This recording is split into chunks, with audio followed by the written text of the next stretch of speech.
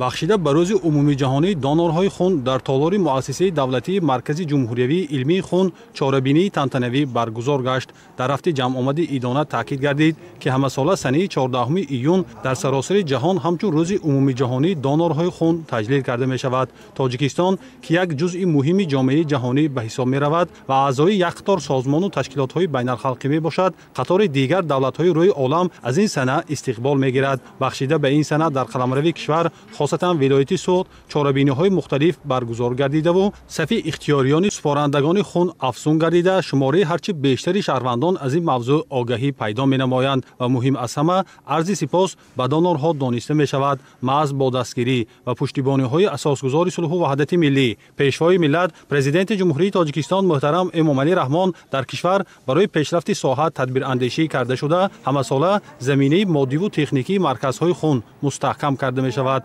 خدمات خون یکی از قسم‌های مهم ترکیبی ساحه تندرستی به حساب رفته، مقصد آن تامین نمودن صفت، بی‌خطری و دسترسی محصولات خونی دانوری به بیماران و آسیب دیدگان در زمان آسایشته و هنگام حالت‌های فوق‌العاده روانه شده است.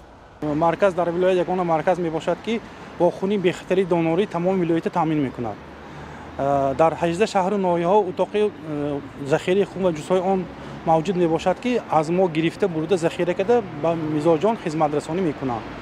هر روز تقریبا 20 تا 40 نفره در مرکز خون سپاری میکنند. همه نمودی تشخیص گذرانده می شود، بعد به میزبان یاری رسانده می شود. از 5 می تا 14 ایون بخشیده به روز عمومی جهانی دانوری ماراتون اعلام کرده شده است. ما در 18 شهر و ناحیه جمع‌آوری خون گذراندیم. زیاده از 1950 نفر شهروندان ولایت سوخت خونسپاری کردند.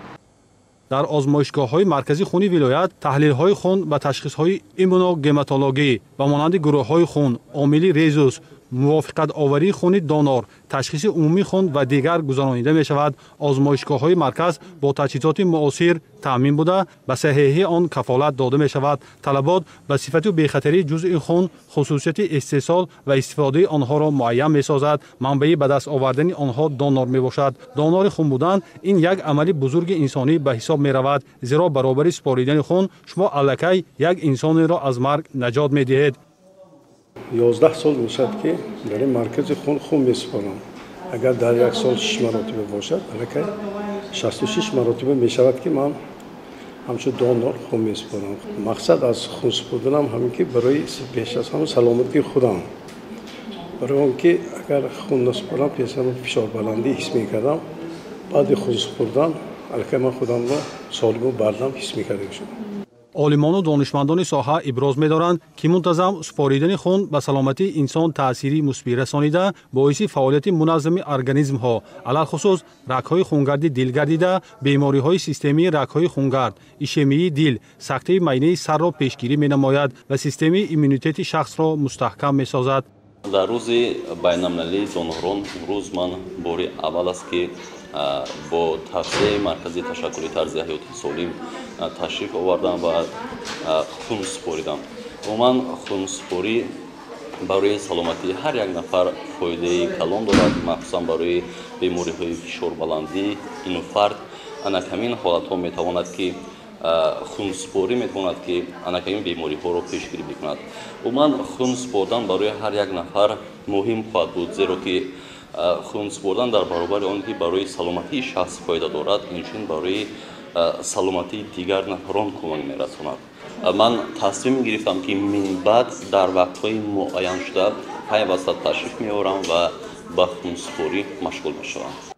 صادروان از سنه 5 می تا 14 ایون در مؤسسه دولتی مرکز جمهوری علمی خون چاره‌بینی‌های علاقه‌مند به روز عمومی جهانی دانور خون تشکیل کرده شد. در این مدت در مرکز خونی ولایت 1950 نفر خونسپاری نمودند. در سبقت کارمندان مؤسسه‌های طبابتی، تعلیمی، دانشگاه‌ها، کارخانه و تشکیلات‌ها عموماً شماره زیاد شهروندان معرفتناک، انسان دوست اشتراک نمودند. در هفته چاره‌بینی ایدانه گروه کلان کارمندان مرکز و همچنین دانوران فعال و سابقه‌دار با سپاسنامه و تحفه‌های خاطره‌ای قدردانی کرده شدند.